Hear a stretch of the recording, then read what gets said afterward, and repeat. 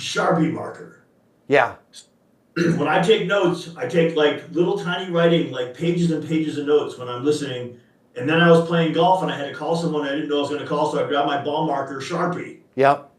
and I was writing, and I can't, like, my writing has to be so much bigger that I'm filling up a page in like 1 second, and then it bleeds through the next page. I got to turn 2 pages over. So I Uh-huh. must not be doing it the same way you're doing it. What is your deal on the Sharpie and taking notes? Yeah, great question. So if we're just on the phone, full disclosure, not to give you my 7 herbs and spices, but if it's just a phone call and I'm talking to Sean, who's up next with the question, I'm writing with a regular pen. Okay, I want to be crystal clear though. I'm never writing paragraphs and paragraphs and paragraphs of information. I'm just writing keywords because I understand my process. I understand the items that I need to know about Sean, right? What's his production right now? Where does he want it to be? What's his, and I'm trying to think of your things, in home life balance, where's it? I'm writing down simple points. Now, if I'm ever working with a customer, I'm always, always, always using a Sharpie. Why?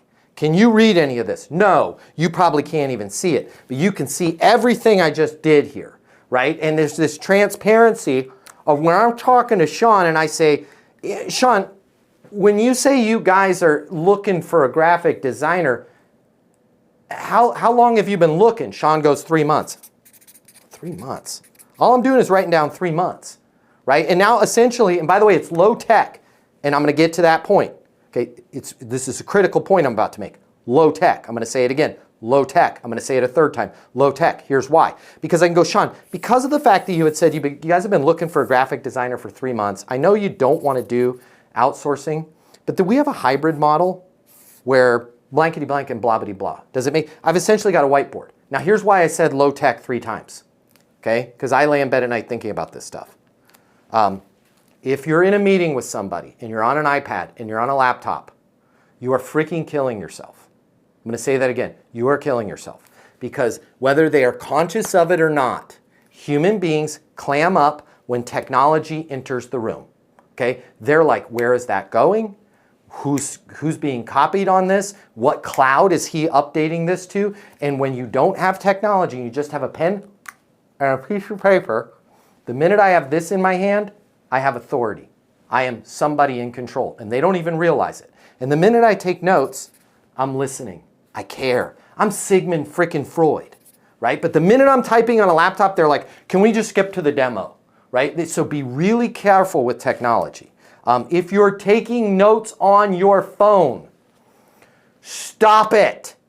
Knock it off. Well, I like my phone and it makes they don't know what you're doing. All they see is you on your phone. By the way, if they have kids, this is the single most annoying thing in their life because they're spending $200 on a dinner and their kid's sitting there going like this, or worse, their husband or their wife, right? Like people hate this. Even if this is on the table, it's still interrupting your zone. Put that in your bag. Sit on it. If you have the Apple Watch, get rid of the Apple Watch. If you like it and it's great, great.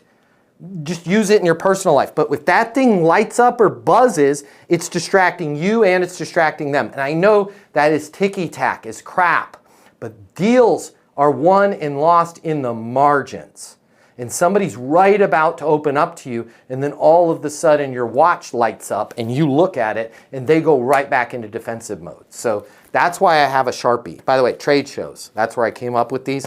This is gold. This is all you need at a trade show, is a sword and a shield, because you can direct people, you can illustrate with this. It shows that you have power. By the way, if you're wasting your time at a trade show, they're like, oh, hey, we want to, and you know that's not a prospect. Oh, yeah, hey, I am right in the middle of something right now. That gentleman over there can help you. And you can disengage really easy. But if you don't have anything in your hands, right, you're going to be locked in talking to somebody about something that doesn't pertain to anything and waste your entire trade show. I digress. Hey, it's Matt Easton. If you like this video, you're going to love this. I'm going to teach you how to close right here, right now. I'm going to cover all the costs for you. We're going to get you the closing mini master class. I pick up all the costs. It's free to you. I'll cover the $299. Click the link in my bio. You're going to get access to the class. It's going to show you how to close anyone, anytime. without being pushy or manipulative. Your life is about to change. We're about to become best friends. Click the link in my bio. I'll cover the cost for you to learn how to close.